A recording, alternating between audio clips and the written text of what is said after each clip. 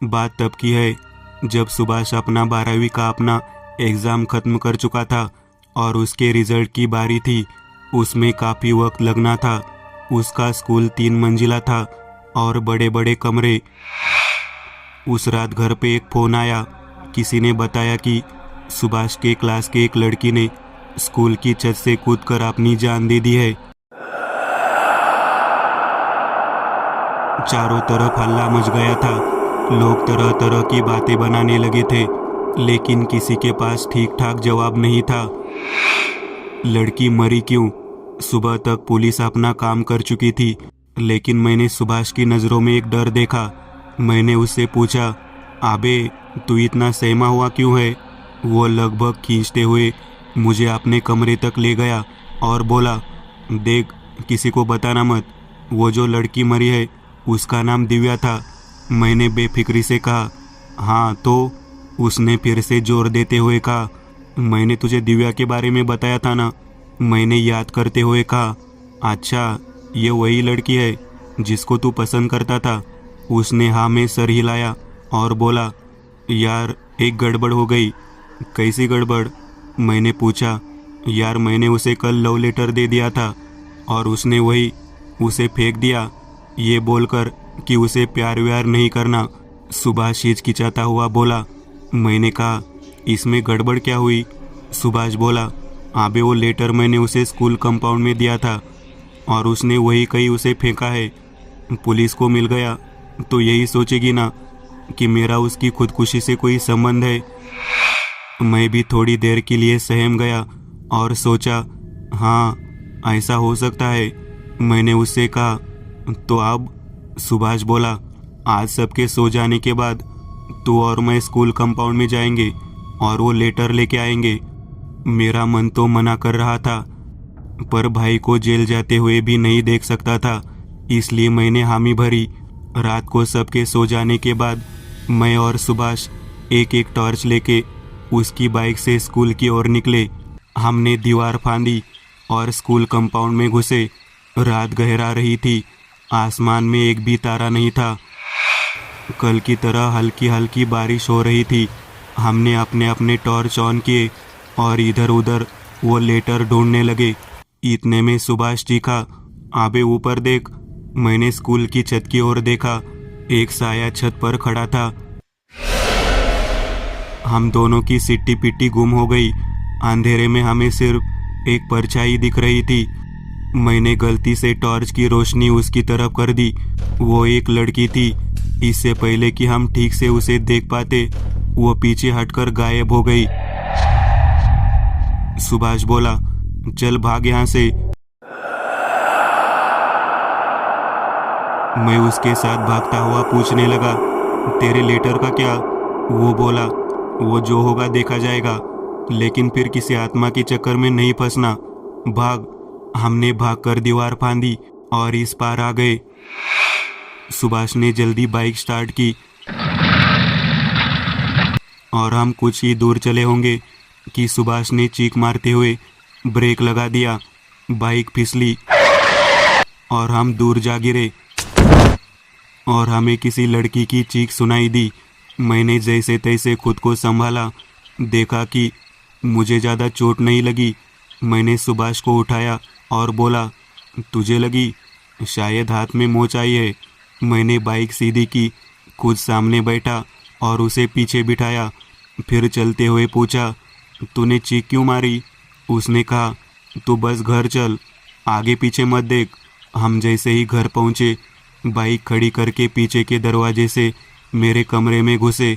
अपनी चोट साफ करके दवा लगाई और बिस्तर पर निढाल हो गए।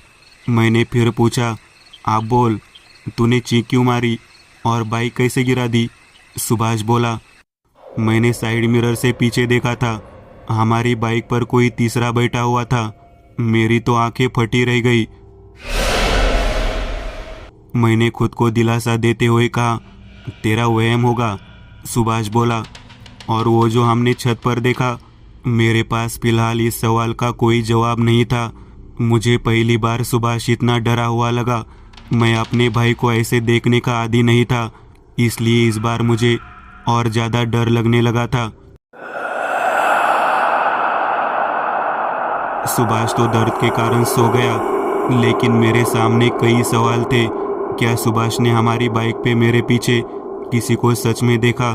और वो लड़की कौन थी जो छत पे खड़ी थी? हमारे दूसरे सवाल का जवाब तो हमें सुबह ही मिल गया। जब मैं ब्रश करता हुआ बाहर निकला तो मोहल्ले में फिर से कानाफूसी हो रही थी। लोग कह रहे थे कि कल रात फिर एक लड़की ने स्कूल की छत से कूदकर अपनी जान दे दी।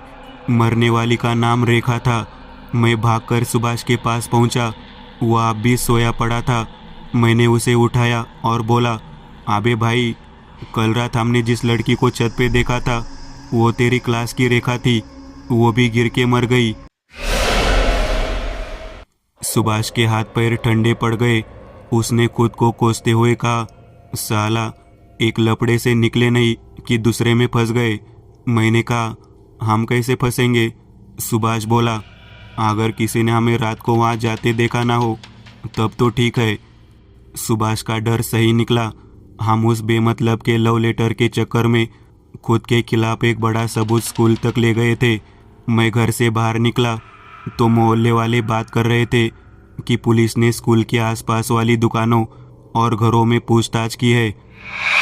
एक पान की दुकान वाले ने 2 लड़कों को आधी रात के वक्त बाइक से स्कूल तक जाते देखा है, और ये उसी समय के आसपास की बात है जब छत से वो लड़की रेखा गिरी थी। मेरा दिल बैठ गया। मेरे कदम धीमे पड़ गए। हो ना हो ये लोग हमारी ही बात कर रहे हैं। मैं वापस सुभाष के पास आया। वह तब तक तैयार हो चुका था। उसने पूरी बाजू वाली शर्ट पहनी ताकि चोटें दिखाई ना दे। मैंने उससे पूछा, तू कहाँ जा रहा है अब? उसने कहा, देख, इससे पहले कि हम और ज़्यादा मुसीबत में फंसे, हमें इन मौतों का राज सुलझाना पड़ेगा। तो जाना कहाँ है? दिव्या के घर। लेकिन हमें साथ में नहीं जाना। कहीं हम दोनों को फिर से साथ में देखकर कोई पहचान न ले। तू सीधे दिव्या के घर पर मिल मुझे। जैसा सुभाष ने कहा, मैं उसका दिव्या के घर के बाहर इंतज़ार करने लगा। थोड़ी देर में सुभाष टोपी पहने वहाँ आ गया। उसने मुझे इशारा किया और हम घर में घुसे। अंदर काफ़ी लोग थे। शोक सभा थी। हमने किसी तरह दिव्या के छोटे भाई अमन को पकड़ा। वह सुभाष को जानता था। उसे हम एक कमरे में ले आए। सुभाष ने अमन से पूछा, भाई, दिव्या वहाँ स्कूल में कैसे पहुँची? तुझे पता है क्या कुछ? अमन बोला, मुझे कुछ नहीं पता। शायद रिकी भैया को मालूम होगा। मैंने पूछा, ये रिकी कौन है? हमारी मौसी का बेटा। इतने में एक हमसे बड़ी उम्र का लड़का कमरे में दाखिल हुआ। अमन उसे देखते ही बोला, ये है रिकी भैया। भैया, सुभाष भैया कुछ पूछ रहे हैं। रिकी थोड़ा रुक कर बोला, तुम क्या पुलिस वाले हो जो पूछताछ करने निकले हो? जो बताना था मैंने उन्हें बता दिया है। सुभाष बोला, हमारी क्लासमेट थी दिव्या। ऐसे उसका जाना अजीब लगा, इसलिए पूछा। रिकी ने लंबी सांस ली और बोला, देखो, ज़्यादा कुछ तो नहीं जानता मैं। हाँ, उस रात हम लोग गप्पे लड़ा रहे थे, फिर सब अपने अपने कमरे में सोने चले गए। मैंने बीच में बात काटते हुए कहा, हम मतलब? रिकी ने कहा, मैं, दिव्या, रेखा और रेखा का भाई कुणाल। सुभाष बोला, वो लोग यहाँ क्या कर रहे थे?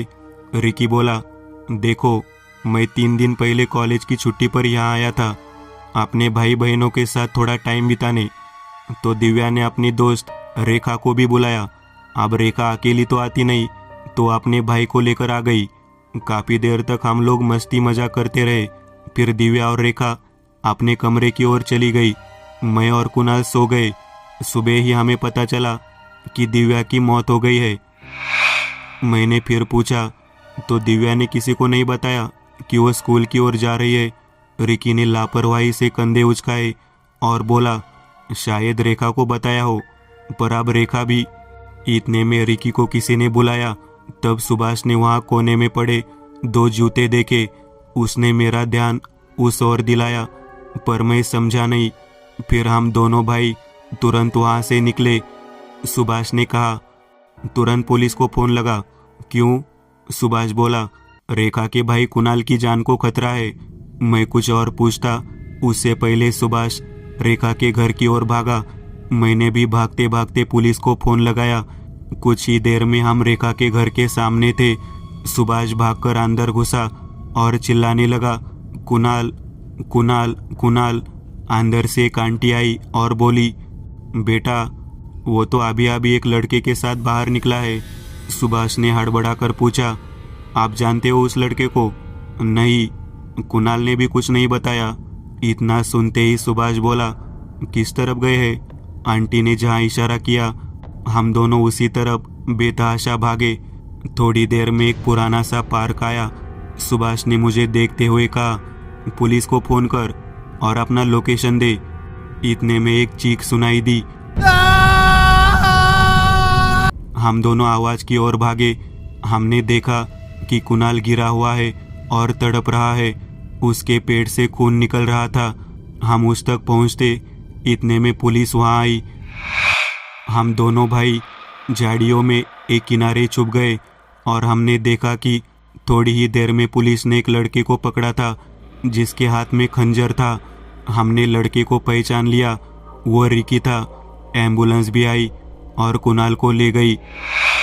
सब शांत हुआ तो हम अपने घर की ओर निकले। मेरे दिमाग में बहुत कुछ चल रहा था, पर रास्ते में सुभाष से पूछना अच्छा नहीं लगा। जैसे ही हम घर पहुंचे, घर वालों ने सवालों की झड़ी लगा दी। कहाँ गए थे, क्यों गए थे, देख रहे हो ना आजकल का माहौल। हम सब सर झुकाए सब सुनते रहे, फिर अपने कमरे में चले गए। मैंने जाते ही पूछा, तुझे पता कैसे चला कि कुणाल की जान खतरे में है? सुभाष ने पहले पानी का गिलास उठाया और एक ही सांस में ख़त्म करके पलंग पर बैठ गया। फिर उसने कहना शुरू किया, जब हम दिव्या के घर पर थे तब मैंने वहाँ स्पोर्ट शूज़ देखे। एक जूता गिरा हुआ था, उसमें लाल रंग की मिट्टी लगी हुई थी। मैंने कहा, हाँ तो? सुभाष बोला, वैसी मिट्टी हमारे स्कूल के कंपाउंड में है। पिछले साल ही प्रिंसिपल सर ने वहाँ स्पेशली लगवाया है। मैंने कहा, वो मिट्टी तो कहीं भी हो सकती है। सुभाष बोला, हमारे पूरे एरिया में वो मिट्टी और कहीं नहीं है। फिर उन जूतों में घास भी चिपकी हुई थी। मैंने कहा, तुझे कैसे पता कि वो जूते रिकी के ही है और किसके हो सकते थे?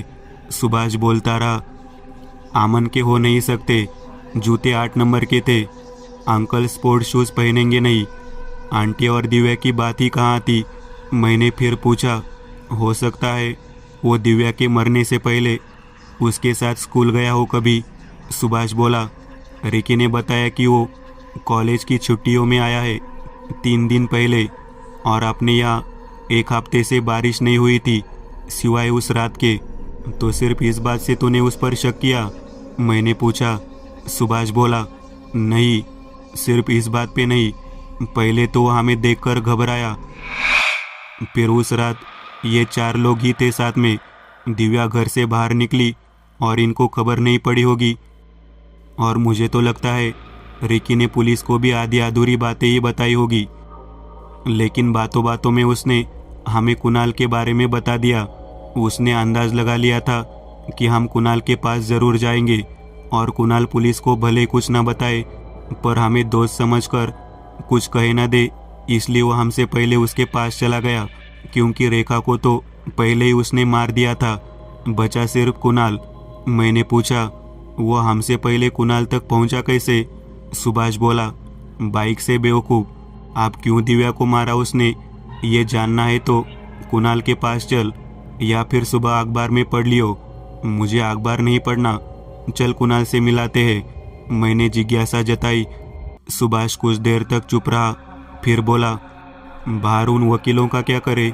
मैंने कहा, कौन से वकील? सुभाष ने ताना मारते हुए कहा, आपने घर वाले। अभी निकले तो 1000 सवाल होंगे। हम अपनी बाइक भी नहीं ले जा सकते, तो अब? मैं हताशा से बोला, थोड़ी देर रुक, खाना खाकर टहलने के बहाने से निकलेंगे और ऑटो पकड़कर हॉस्पिटल चलेंगे। सुभाष ने आइडिया दिया। अब कुणाल ही हमें पूरी सच्चाई बता सकता था कि उस रात आखिर हुआ क्या था। रात को खाना खाकर हम दोनों भाई यूं ही टहलते हुए बाहर निकले और एक ऑटो ले लिया। सुभाष ने कहीं से उस हॉस्पिटल का पता लगाया जहां कुणाल को ले गए थे। चूंकि वो एक क्राइम का हिस्सा था, उसके कमरे के आसपास लोग थे काफ़ी। लेकिन हम खुद को कुणाल का दोस्त बताकर उससे मिल पाए। उसने जो बताया हमारे तो होश उड़ गए। कुणाल के कहने के अनुसार उस रात हुआ यूं, मैं, रेखा, रिकी और दिव्या टाइम पास कर रहे थे।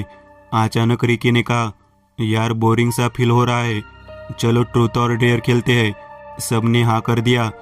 कुछ देर तक सब ठीक रहा, छोटे मोटे सवाल जवाब हुए। फिर दिव्या की बारी आई और उसने डेयर लिया। रिकी ने उसे कहा, अगर हिम्मत है तो अभी स्कूल की छत पर चढ़कर दिखाओ। दिव्या ने मना किया तो हम सब उसे चिढ़ाने लगे। इतने में रिकी ने कहा, ठीक है हम सब साथ चलेंगे, लेकिन हम कंपाउंड में रहेंगे, तुम ही छत पर चढ़ना। दिव्या मान गई। हम सब छुप छुप के घर से निकले और स्कूल तक पहुंचे। दिव्या डरती हुई स्कूल की ओर बढ़ी। हम बाहर रुके रहे। तब रिकी ने कहा, चलो दिव्या को डराते हैं। कैसे? छत पे चढ़ने का कोई शॉर्टकट है, वहाँ से हम पहले छत पर बैठ जाएंगे और जैसे ही दिव्या ऊपर आएगी हम पीछे से उसे डराएंगे। मैं तो मान गया, पर रेखा नकार करने लगी। हमने उसे बहुत समझाया, तब वो मान गई। मैं और रिकी किसी तरह दिव्या से पहले छत पर चढ़ गए। थोड़ी ही देर में दिव्या वहाँ आई और नीचे देखने लगी। उसने रेखा को देखा और हाथ हिलाया। इतने में हम पीछे से उसे डराने के लिए आगे बढ़े। हमें यूं अचानक देखकर खुद को संभाल नहीं पाई और नीचे गिर गई। मैं और रिकी एक दूसरे को देखते रह गए। हम जल्दी से नीचे उतरे। हमने देखा कि दिव्या मर चुकी है। हम बाहर भागे। रेखा रोने लगी, लेकिन हम किसी तरह उसे समझाते हुए घर ले आए। रिकी ने हम दोनों भाई बहन को सख्त हिदायत दी कि किसी के सामने भी ये बात नहीं बतानी है।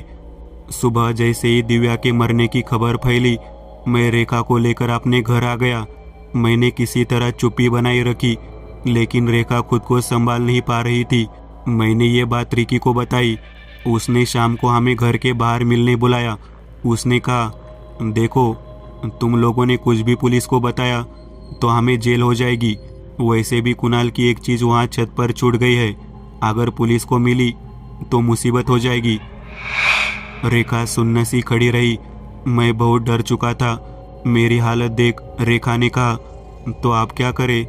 रिकी बोला, आज रात सबके सो जाने के बाद हम वापस वहाँ जाएंगे और जो भी चीज़ हमारे खिलाफ मिले उसे मिटा देंगे। और वैसा ही हुआ। सबके सो जाने के बाद हम उस छत पर चढ़े। हम वहाँ पहुँचे ही थे कि हमने बाइक की आवाज़ सुनी। दो लड़के दीवार फांदकर स्कूल के अंदर आ गए थे। वो कुछ ढूंढ रहे थे। इस बात से रेखा बहुत डर गई। उसने नीचे झांका।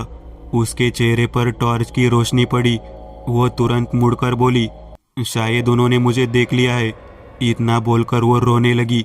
रिकी ने कहा, देखो मैं तुम लोगों को यहाँ यही बताने लाया हूँ कि चाहे जो हो जाए अपना मुंह बंद ही रखना। मैं किसी को नहीं बताऊंगी। रेखा बोल पड़ी। इतने में वो बाइक वाले लड़के जाने लगे। रेखा रोती हुई बड़बड़ाती रही। रिकी ने उसे चुप कराने की बहुत कोशिश की, लेकिन रेखा जोर जोर से रोने लगी। तभी रेखा छत से गिर गई। शायद रिकी ने उसे धक्का दिया था। उसने हड़बड़ाकर मेरा गिरेबान पकड़ा और कहा, अगर किसी को इस बारे में कुछ भी बताया तो तेरा भी यही हाल होगा। मैं अपनी बहन की मौत पर रोता या खुद की जान बचाता। यही सोचते सोचते मैं किसी तरह घर आया। मैं बेजान घर में पड़ा रहा। पुलिस आई, पूछताछ हुई, पर मैं रिकी के बारे में बोल ही नहीं पाया। सुबह रिकी खुद घर पर आ गया। उसने कहा, वो मुझे कुछ नहीं करेगा, बस ये बात किसी को नहीं बताऊं। वो मुझे बातों में बहलाकर पार्क तक ले गया और अचानक मेरे पेट में किसी चीज़ से वार हुआ।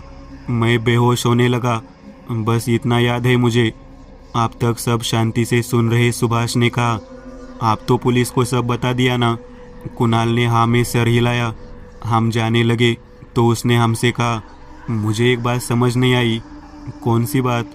उस रात वो 2 बाइक वाले ही आए थे, पर जाते हुए उस बाइक में मैंने 3 लोग देखे। मैं सुभाष को देखता रहा। वह चुप था।